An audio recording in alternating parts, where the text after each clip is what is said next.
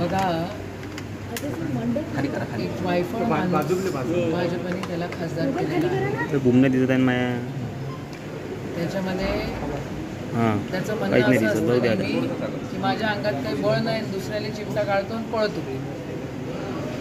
त्या राज्यसभेच्या खासदारावर गुन्हा दाखल झाला पाहिजे. कारण राहुल गांधी आमचे नेते आहेत, विरोधी पक्ष नेते आहेत देशाचे. या महाराष्ट्रामध्ये नेहमी सलोखा राहिलेला आहे. मागच्या 4 वर्षापासून या डॉक्टर बोंडेच्या डोक्यामध्ये फरक पडल्यामुळे तो एवढंच करत असतो की इथं जातीय दंगल घडवण्याचं काम मागच्या 4 वर्षापासून त्यांचं.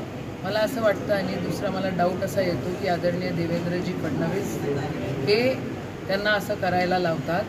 त्यांच्यावर गुन्हे दाखल झाले पाहिजे. आमचा सरळ प्रश्न असा आहे, असं जर पंतप्रधानांबद्दल जर कोणी बोललं असतं, त्या पोलिसांनी इन्क्वायरी केली असती का? एवढा वेळ लावला असता का? आज आम्ही पीसफुली याच ठिकाणी बसणार आहोत.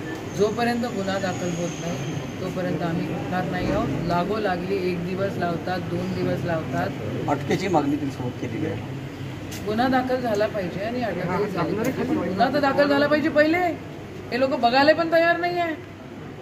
त्याला ऐकू नाही येत काय? पोलीस यंत्रणा भ्रष्ट हे झाली काय? काय म्हणते, बहिरी झाली काय? गृहमंत्र्याचा दबाव पोलिसांवर असेलच ना.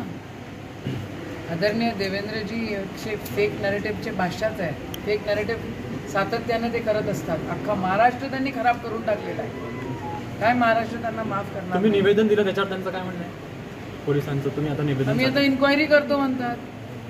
तर काय पोलिसांना काय अजून कळलेलंच नाही आहे? सायबर यंत्रणा नाही आहे काय? मारे एवढे सभागृहामध्ये एवढे आकात तांडव करून आम्ही हे केलं, टेक्नॉलॉजी असं काय?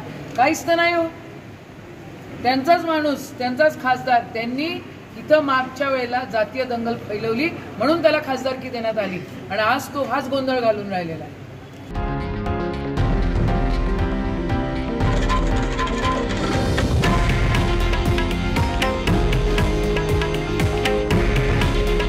हे आहे देशातील नंबर 1 न्यूज नेटवर्क आणि आपण पाहत आहात TV9 मराठी. काळजी तुमची, हित महाराष्ट्राचं.